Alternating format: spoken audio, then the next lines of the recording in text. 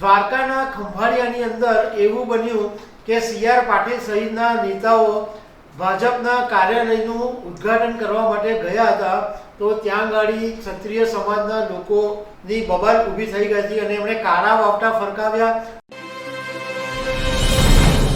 નમસ્કાર દર્શક મિત્રો, રાજકોટના ભાજપના ઉમેદવાર પરસોત્તમ રૂપાલાએ 23 માર્ચે જ્યારે એક નિવેદન આપ્યું અને તેને કારણે ક્ષત્રિય સમાજના લોકો ગુસ્સે ભરાયા.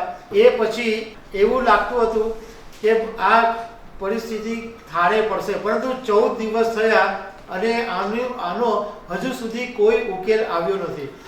આજે દ્વારકાના ખંભાળિયાની અંદર એવું બન્યું કે સી.આર. પાટીલ સહિતના નેતાઓ ભાજપના કાર્યાલયનું ઉદ્ઘાટન કરવા માટે ગયા હતા, તો ત્યાં ગાડી ક્ષત્રિય સમાજના લોકોની બબાલ ઊભી થઈ ગઈ હતી અને એમણે કાળા વાવટા ફરકાવ્યા અને ખુરશીઓ પણ ઉછળી હતી. જોકે પોલીસે આવીને પછી મામલો થાળે પાડી દીધો હતો.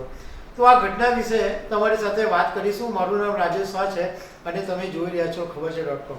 દર્શક મિત્રો, ગુજરાતમાં અત્યારે રૂપાલાનો વિવાદ એક તરફ ચાલી રહ્યો છે અને આજે શનિવારે દ્વારકેશ કમળમના ઉદ્ઘાટન માટે સી.આર. પાટીલ, પૂનમ માડમ, કેબિનેટ મંત્રી મુળુ બેરા, ભાજપના સંગઠનના મહામંત્રી રત્નાકર, ભાજપના નેતાઓ રજની પટેલ, કુંવરજી બાવળિયા, આર.સી. ફળદુ, હકુબા જાડેજા, આ બધા મોટા નેતાઓ ખંભાળિયા આ દ્વારકેશ કમળમના ઉદ્ઘાટન માટે પહોંચ્યા હતા.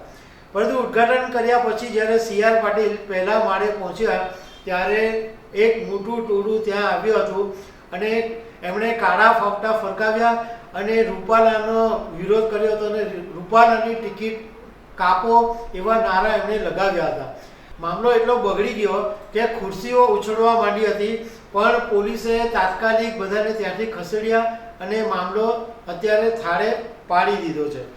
હવે રૂપાલાનું જે વિવાદ ચાલી રહ્યો છે એનું એક બીજું જે ડેવલપમેન્ટ છે એની વાત કરીએ તો આજે ક્ષત્રિય સમાજની જે કોર કમિટી મળેલી છે એ બધા નેતાઓ આજે રાજકોટની અંદર એક રૂમમાં ભેગા મળ્યા હતા અને ખાનગી બેઠક રાખવામાં આવી હતી.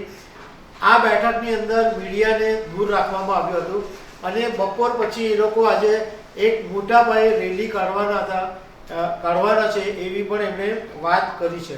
બીજી તરફ લગભગ છેલ્લા 2 દિવસથી હવે એવું લાગી રહ્યું છે કે રૂપાલાના મનમાંથી ડર નીકળી ગયો છે કે એમની ટિકિટ કપાઈ જશે, કારણ કે એમણે ગઈકાલથી પૂરજોશની અંદર પ્રચાર કાર્ય શરૂ કરી દીધું છે અને એવું પણ હવે સભામાં કહેતા જોવા મળ્યા છે કે હું જ્યારે ફોર્મ ભરવા જાઉં ત્યારે તમે લોકો મોટી સંખ્યામાં મારી સાથે આવજો.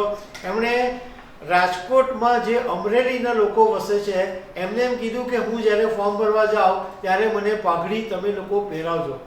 એનો મતલબ એમ થયો કે પરસોત્તમ રૂપાલાને હવે એમની ટિકિટ કપાય એવો ડર લાગતો નથી. બીજી તરફ જે મહિલાઓએ આત્મવિલોપનની ચીમકી આપવાની વાત કરી હતી એ બધી મહિલાઓને પોલીસે નજર કેદ કરી દીધી હોવાનું જાણવા મળ્યું છે. પોલીસે એમને ઘરની બહાર જ નથી આવવા દીધી. તો દર્શક મિત્રો, આવી અનેક વાતો સાથે અમે તમને મળતા રહીશું. Thank you very much.